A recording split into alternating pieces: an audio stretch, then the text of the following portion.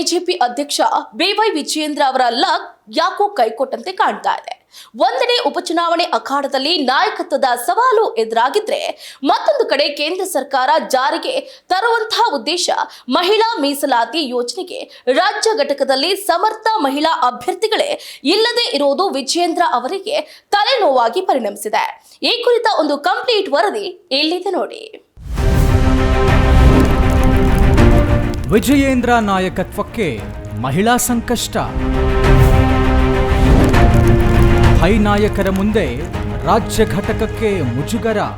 Karnataka BJP ರಾಜ್ಯಾಧ್ಯಕ್ಷ ವಿಜಯೇಂದ್ರರ bad luck ಲಿಸ್ಟ್ಗೆ ಈಗ ಮತ್ತೊಂದು ಅಂಶ ಸೇರ್ಪಡೆಯಾಗಿದೆ.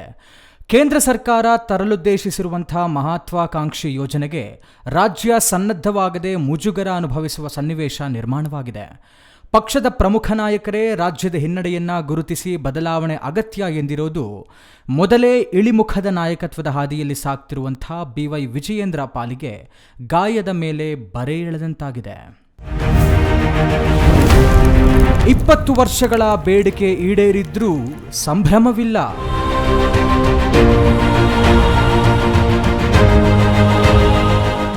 ರಾಜಕೀಯ ವಲಯದಲ್ಲಿ ಮಹಿಳಾ ಮೀಸಲಾತಿ ತರಲು ಬಿಜೆಪಿ ಹೈಕಮಾಂಡ್ ಹಠ ತೊಟ್ಟಿದೆ.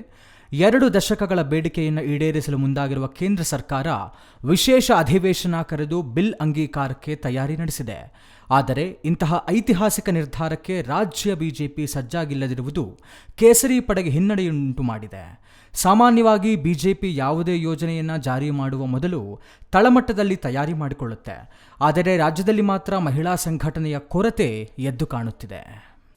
ಮಹಿಳೆಯರಿಗೆ ಆದ್ಯತೆ ಕೊಡಬೇಕು ಅನ್ನೋದಕ್ಕೆ ವಿಶೇಷವಾದಂಥ ಒತ್ತನ್ನು ನಮ್ಮ ಪ್ರಧಾನಿಯವರು ಕೊಡ್ತಾ ಇದ್ದಾರೆ. ನಮಗೆ ಬಹಳ ಖುಷಿ ಅಂದರೆ 16, 17, 18 ಈ ದೇಶದ ಇತಿಹಾಸದಲ್ಲಿ ಒಂದು ಮರೆಯಲಾಗದ ಚರ್ಚೆ ನಡೆಯುವಂಥದ್ದಿದೆ. ಮಹಿಳೆಯರಿಗೆ ಮೀಸಲಾತಿಯನ್ನು ಕೊಡಬೇಕು, 33% ಕೊಡಬೇಕು ಅಂದ ತಕ್ಷಣ ಪುರುಷರಿಗೆ ಇಲ್ಲ ಅಂತಲ್ಲ. ನಮ್ಮ ಸೆನ್ಸಸ್ 2011 ಆಗಿರುವಂಥದ್ದು, ಮತ್ತೆ ಹೊಸದಾಗಿ ಸೆನ್ಸಸ್ ಆಗಬೇಕು. ಸಹಜವಾಗಿ ನಮ್ಮ ಪಾಪ್ಯುಲೇಷನ್ ಹೆಚ್ಚಾಗೇ ಆಗಿದೆ. ದೇಶದಲ್ಲಿ ಪಾಪ್ಯುಲೇಷನ್ನ ಆಧಾರದಲ್ಲಿ ಸೀಟುಗಳು ಹೆಚ್ಚಾಗಬೇಕು. ಅದಕ್ಕಾಗಿ ಇವತ್ತು ಸೀಟುಗಳನ್ನು ಕೂಡ ಏರಿಕೆ ಮಾಡಿ ಆ 33% ಮಹಿಳೆಯರಿಗೆ ಕೊಡಬೇಕು ಅನ್ನೋದ್ರ ಬಗ್ಗೆ ಚರ್ಚೆ ನಡೆಯುವಂಥದ್ದಿದೆ.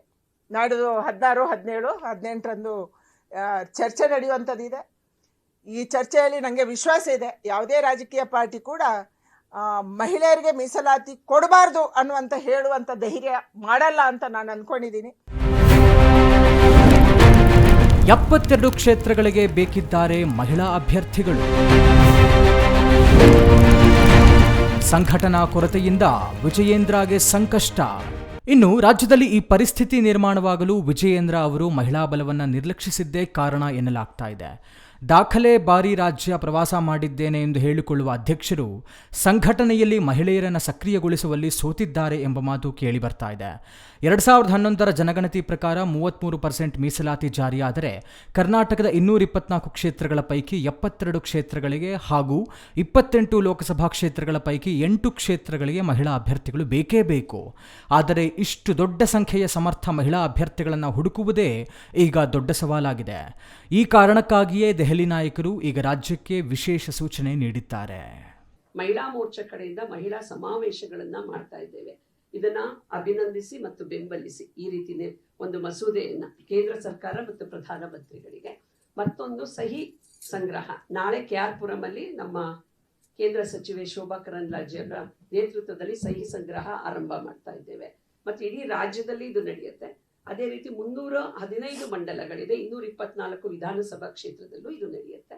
ಹಾಗೆಯೇ ಮಿಸ್ ಕಾಲ್ ಅಭಿಯಾನ, ಈ ಒಂದು ರೆಸೊಲ್ಯೂಷನ್ ಏನಾಗ್ತಾ ಇದೆ ಅದನ್ನು ಎಂಡೋರ್ಸ್ ಮಾಡಿ ಬೆಂಬಲಿಸಿ ನಾವು ಮಿಸ್ ಕಾಲ್ ಅಭಿಯಾನವನ್ನು ಕೂಡ ಮಾಡ್ತಾ ಇದ್ದೇವೆ. ಹಾಗೆ ಇವತ್ತಿಂದ ಬರುವಂಥ 4-5 ದಿನಗಳ ಕಾಲ ಎಲ್ಲ ವಿಭಾಗ ಹೆಡ್ ಕ್ವಾರ್ಟರ್ಸ್ ಅಲ್ಲಿ ನಾವು ಪ್ರೆಸ್ ಮೀಟ್ಗಳನ್ನ ಮಾಡಿ ಎಲ್ಲ ನಾರಿಯರು, ಮಹಿಳಾ ಮೋರ್ಚಾದ ನಾರಿ ಶಕ್ತಿ ಏನಿದೆ ಕೇಂದ್ರದ ಸರ್ಕಾರಕ್ಕೆ ಮತ್ತು ಪ್ರಧಾನಿಗಳಿಗೆ ಅಭಿನಂದನೆ ಸಲ್ಲಿಸುವಂಥ ಕಾರ್ಯಕ್ರಮ ಇದೆ. ಅದೇ ರೀತಿ ಬೈಕ್ ರ್ಯಾಲಿ, ಸ್ಕೂಟಿ ರ್ಯಾಲಿ ಯುವ ಮೋರ್ಚಾದಿಂದ ನಾವು ಮಾಡ್ತಾ ಇದ್ದೇವೆ. ಅದೇ ರೀತಿಯಲ್ಲಿ ಎಲ್ಲ ಕಡೆಯಲ್ಲೂ ಕೂಡ ವಾಕ್ಸ್ ಆಫ್ ಲೈಫ್, ಮಹಿಳೆಯರು ಕೂಡ ತಮ್ಮ ಪಾಡಿಗೆ ತಾವು ಈಗ ಶೋಭಾ ಮೇಡಮ್ ಅವರು ಹೇಳಿರೋ ಹಾಗೆ ಅವರು ಥರ್ಡ್ ಪಾರ್ಟಿ ಕೂಡ ಈ ಒಂದು ರೆಸೊಲ್ಯೂಷನ್ ಪಾಸ್ ಮಾಡಿ ಬೆಂಬಲವನ್ನ ವ್ಯಕ್ತಪಡಿಸಿದ್ದಾರೆ. ಇದು ಬರುವಂತ 10 ದಿನ ಇಡೀ ನಮ್ಮ ರಾಜ್ಯದಲ್ಲಿ ಒಂದು ಸಂಭ್ರಮದ ವಾತಾವರಣ ಇದು ಸೃಷ್ಟಿಯಾಗಲಿದೆ. ಒಟ್ಟಾರೆಯಾಗಿ ಪಕ್ಷದ ಆಂತರಿಕ ವೇದಿಕೆಯಲ್ಲಿ ಈಗಾಗಲೇ ಮುಜುಗರ ಅನುಭವಿಸಿರೋ ರಾಜ್ಯ ಘಟಕ ಈಗ ಹೈಕಮಾಂಡ್ ಸೂಚನೆಯ ಮೇರೆಗೆ ಅರ್ಹ ಮಹಿಳಾ ಅಭ್ಯರ್ಥಿಗಳ ಪತ್ತೆಗೆ ಮುಂದಾಗಿದೆ. ಈ ವಿಷಯದಲ್ಲಾದ್ರೂ ವಿಜಯೇಂದ್ರ ಅವರು ಎಚ್ಚೆತ್ತುಕೊಳ್ತಾರಾ ಅನ್ನೋದನ್ನ ಮುಂದಿನ ದಿನಗಳಲ್ಲಿ ಕಾದಷ್ಟೇ ನೋಡಬೇಕಾಗಿದೆ.